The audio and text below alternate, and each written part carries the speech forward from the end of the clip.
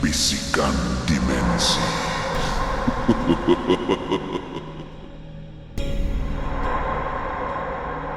Malam di kampung Nusantara, sebuah desa yang dikelilingi rimbunan hutan tebal, adalah malam yang dingin dan sunyi. Udara membawa bau tanah basah dan daun-daun raput bercampur dengan aroma kemenyan yang kadangkala terbawa dari rumah-rumah lama. Di kampung yang terletak di sekitar Nusantara ini, cerita-cerita tentang makhluk halus bukanlah dongeng pengantar tidur, tetapi peringatan yang hidup. Di salah satu rumah yang paling dekat dengan batas hutan, seorang anak perempuan bernama Lina yang baru berusia 7 tahun sedang berlari. Lariannya adalah larian tanpa arah, didorong oleh kepedihan dan ketakutan yang mendalam.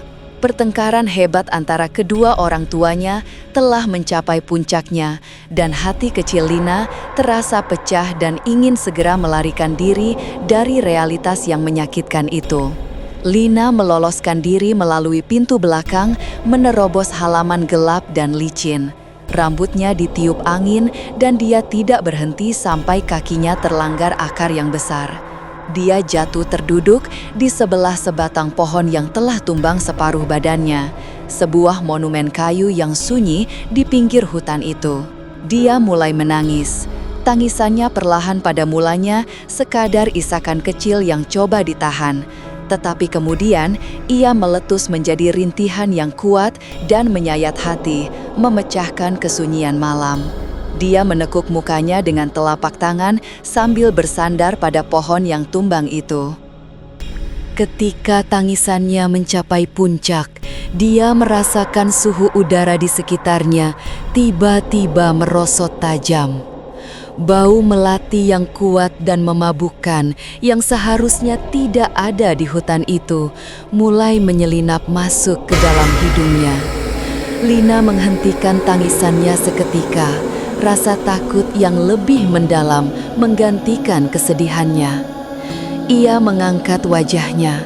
Berdiri tidak jauh darinya, melayang sedikit di atas batang pohon itu adalah kuntilanak. Hantu perempuan berambut panjang terurai dengan pakaian serba putih yang robek dan lusuh, menjuntai hingga ke kaki, dengan aura pucat dan mata yang sulit diartikan. Lina seharusnya menjerit, seharusnya melarikan diri, tetapi kuntilanak itu tidak menunjukkan wajah yang bengis atau marah. Sebaliknya, wajahnya yang pucat itu memancarkan ekspresi simpati. Kuntilanak itu yang kelihatan kabur seperti bayangan bulan, bergerak perlahan-lahan melayang ke arah Lina, menjaga agar ia tidak terkejut. Kemudian, suara yang lembut, benar-benar lembut, meluncur di udara. Ia adalah suara yang mengasyikkan, tenang, dan penuh belas kasihan, seperti melodi lama yang menyedihkan. "Adik, kenapa ini?" Lina tertegun. Ini bukan suara hantu yang diceritakan, bukan suara jeritan, bukan suara tawa yang menyeramkan. Itu adalah suara seorang ibu yang menegur anak kecil yang sedang merajuk. Lina tidak mampu bersuara, hanya menatap mata kuntilanak itu.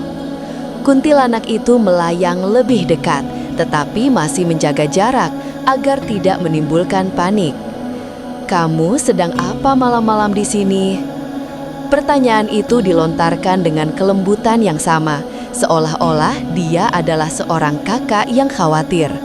Air mata Lina kembali mengalir, tetapi kali ini karena dia terkejut dan bingung dengan empati yang diterima dari makhluk yang paling ditakuti itu. Saya lari," bisik Lina, suaranya terputus-putus. "Lari dari apa, sayang?"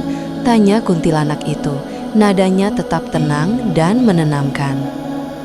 "Lari dari bising, dari marah-marah," jawab Lina, kembali menundukkan kepala. Kuntilanak itu menghela nafas, atau setidaknya Lina merasakan embusan dingin seperti angin dari arahnya. Ia berlutut, Meskipun badannya tidak benar-benar menyentuh tanah, membuat matanya sejajar dengan mata Lina. "Sudah, jangan nangis." Kata-kata itu bagaikan selimut dingin yang membalut kesedihan Lina. Kuntilanak itu mengulurkan tangannya yang panjang dan pucat. Kuku-kuku di jarinya kelihatan panjang dan hitam, tetapi pergerakannya sangat berhati-hati, lembut, seperti tidak ingin menyentuh, tetapi ingin memberi kehangatan. "Kamu kesepian kan?" tanya kuntilanak itu. Nadanya kini semakin perlahan. "Kamu merasa tidak ada orang yang memahami hati kamu?" Lina mengangguk laju. Air matanya jatuh tanpa henti. Memang benar, itulah yang dia rasakan, bahwa dia sendirian dalam kesedihan yang dialami oleh orang dewasa. "Ayo sini ke kakak, jangan nangis lagi ya." Kuntilanak itu tidak merujuk dirinya sebagai ibu atau bibi, tetapi kakak, seolah-olah ingin menjadi teman seperjuangan dalam kesedihan. Daya tarik suaranya terlalu kuat untuk ditolak oleh hati kecil Lina. Walaupun akalnya menjerit bahaya, jiwanya yang terluka merindukan pelukan. Perlahan-lahan, Lina merangkat ke hadapan.